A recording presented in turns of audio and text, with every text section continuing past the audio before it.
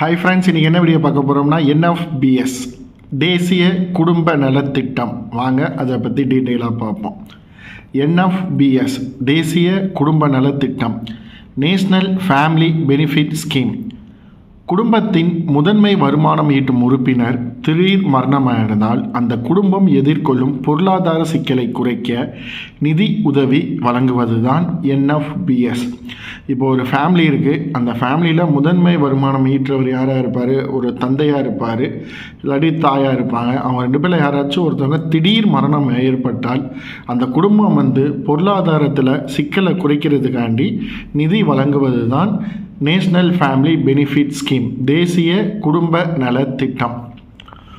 இதற்கு என்ன இதுனா எலிஜிபிலிட்டினா குடும்ப வறுமை கோட்டிற்கு கீழ் வாழ வேண்டும். இவங்க வறுமை கோட்டின் கீழ் வாழ வேண்டும். இறந்த நபருடைய வயது 18லேருந்து 59 வயது வரை இருக்க வேண்டும். இறந்த நபரின் வயது 18லேருந்து 59 வரை இருக்க வேண்டும்.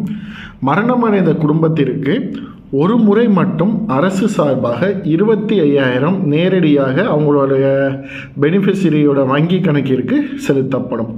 இப்போ ஒருத்தவர் குடும்பத்தில் முக்கியமான நபர் இறந்துட்டாருன்னா அவங்க கவர்மெண்ட்டுக்கிட்ட போய் அப்ளை பண்ணாங்கன்னா அவங்களுக்கு 25,000 ரூபா நேரடியாக அவங்களுடைய வங்கி கணக்கிற்கு அனுப்புகிறாங்க. அதுக்கு என்னென்ன டாக்குமெண்ட் வேணும்னா, இறந்தவருடைய இறப்பு சான்றிதழ், வருவாய் சான்றிதழ், பிலோ பாவர்ட்டி லைன் கார்டு நகல், குடும்ப அடையாள அட்டை. இது 4 வேணும். என்னென்னா, இப்போ அவர் இறந்ததுக்கான இறப்புக்கான சான்று கவர்மெண்ட்டில் வாங்கியிருக்கணும், இன்கம் சர்டிஃபிகேட் வாங்கியிருக்கணும், PPL கார்டு நகர் வேணும், குடும்ப அடையாள அட்டை வேணும். இது எல்லா டீட்டெயிலையும் கொண்டு போய் வருவாய் அலுவலகத்தில் நேரில் சென்று விண்ணப்பிக்க வேண்டும். ஒரு தாசில்தார் ஆஃபீஸில் நீங்கள் விண்ணப்பித்தீங்கன்னா உங்களுக்கு டைரெக்டாக ஒரு 25,000 ரூபா உங்கள் அக்கௌண்ட்டில் ஏறும். இப்போ தமிழ்நாட்டில் இருக்க மேக்ஸிமம் 2 கோடி கார்டு PPL தான், பிலோ பாவர்ட்டி லைன் தான்.